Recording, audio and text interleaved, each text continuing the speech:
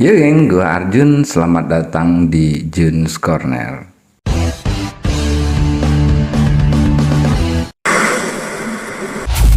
Oke geng, beberapa hari ke depan ini akan dilaksanakan babak semifinal Piala Dunia di Qatar tahun 2022, di mana dalam babak semifinal tersebut hanya menyisakan 4 negara dari 32 negara yang mengikuti Piala Dunia di Qatar. Nah lo, dari 4 negara ini mana negara jagoan lo? Dimana 4 negara tersebut adalah Argentina, Kroasia, Prancis, dan juga Maroko. Kalau gue terus terang nih, gue menjagokan Maroko. Menurut gue Maroko tuh keren banget, geng. Nah, buat lo yang punya jagoan lain, silahkan tinggalkan komentar di bawah ya kan. Kita buktikan di tanggal 18 next, geng.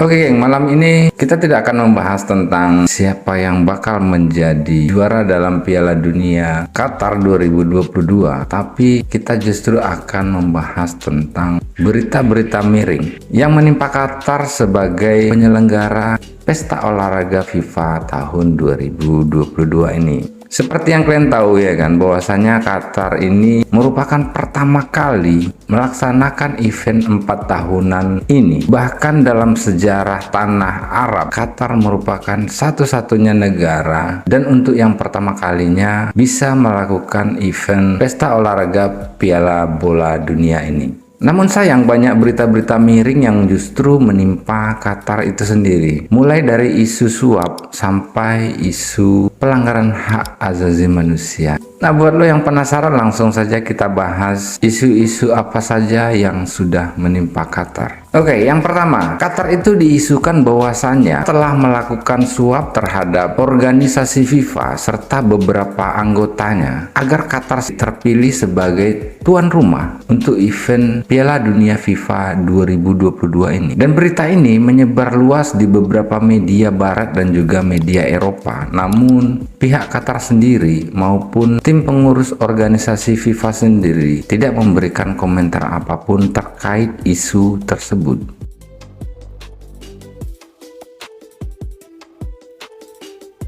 Isu kedua, Qatar dituding telah melakukan suap terhadap pemain timnas Ekuador, di mana Ekuador merupakan tim lawan tuan rumah Qatar dalam laga pembuka Piala Dunia tahun 2022 ini. Isu tersebut menyatakan bahwasanya Qatar telah memberikan suap terhadap sedikitnya 8 pemain timnas Ekuador dengan tujuan agar Ekuador memberikan kemenangan terhadap timnasnya Qatar. Dan gak tanggung-tanggung ini geng, sang pembuat isu itu menyebutkan angka yang diberikan oleh Qatar terhadap tiap pemain timnas Ekuador, di mana masing-masing timnas Ekuador diisukan telah menerima suap sebanyak 7,4 juta US dollar. Jadi kalau dirupiahkan itu sekarang sekitar 115 miliar rupiah per orang. Gak gila gak tuh geng?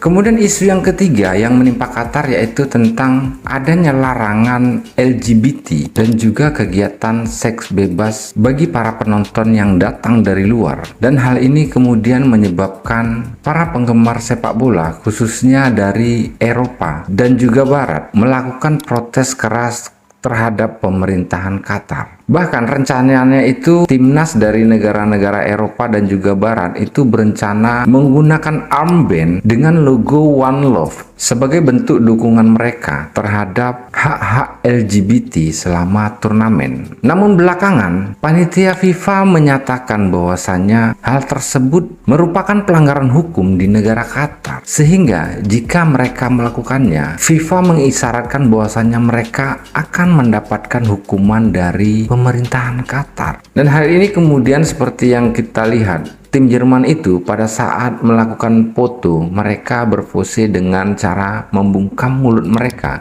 sebagai bentuk wujud protes mereka terhadap pembungkaman hak-hak para pemain. Tapi sebenarnya logika gue ya geng, dimana seseorang memasuki wilayah orang lain, mestinya orang tersebut tunduk dan patuh terhadap aturan-aturan yang ada di negara tersebut. Dan seperti yang kita ketahui bahwasannya Qatar itu menjalankan hukum-hukum dan syariat-syariat Islam untuk mengatur ketatanegaraan mereka, dimana di dalam Islam itu sendiri LGBT dan juga seks bebas itu dilarang.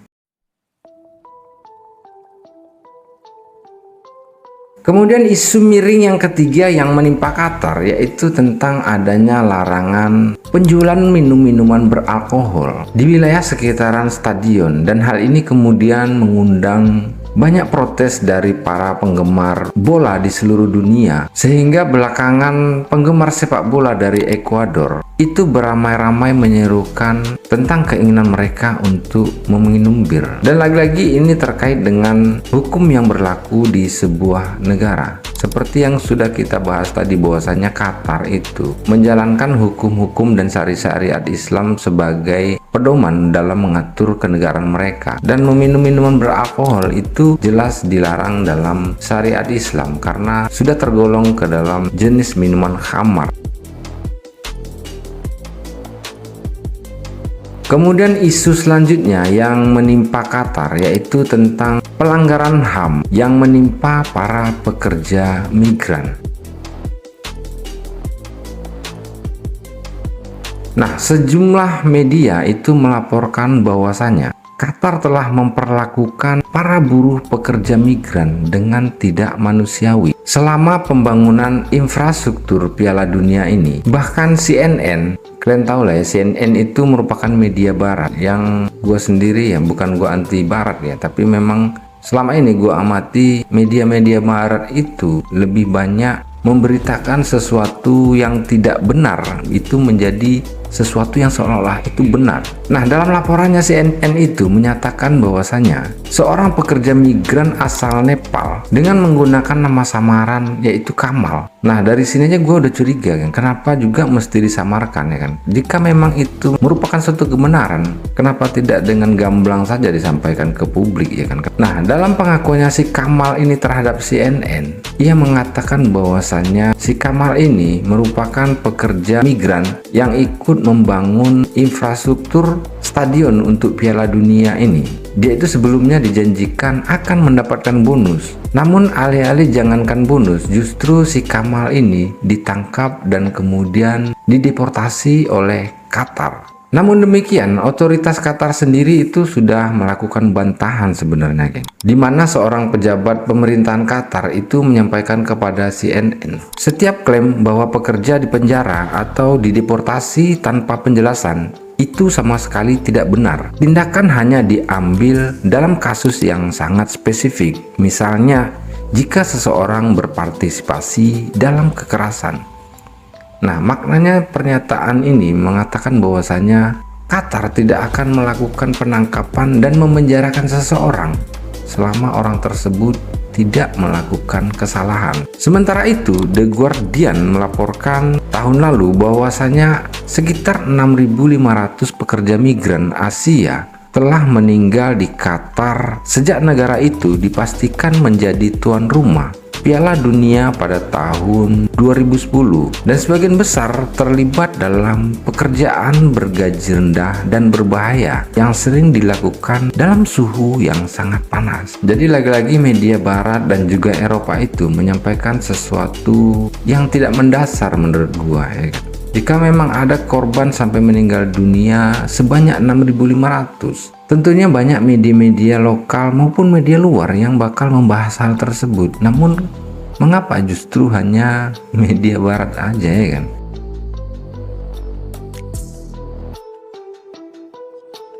Kemudian isu selanjutnya yang menimpa Qatar yaitu tentang jumlah penonton yang kabarnya Qatar dan juga FIFA itu melakukan penipuan terhadap jumlah penonton yang sesungguhnya, di mana media Inggris yang bernama Mirror itu menyatakan bahwasannya Stadion Al Bayt banyak kursi-kursi yang kosong, sehingga laporan dari Qatar yang menyatakan bahwasanya pengunjungnya itu cukup ramai itu hanyalah data palsu yang disampaikan oleh Qatar dan juga FIFA. Tapi sebenarnya logikanya, geng, buat orang-orang yang memang benar-benar suka dengan bola dan apalagi mereka memiliki uang ya kan, gue yakin pasti orang akan berbondong-bondong untuk datang ke sana. Nah, akibat isu-isu dan berita-berita miring tentang Qatar, akhirnya timbullah isu bahwasanya beberapa artis-artis dunia itu membatalkan niat mereka untuk menonton langsung Piala Dunia 2022 secara langsung di Qatar. Di antara mereka yaitu Shakira dan juga Dua Lipa.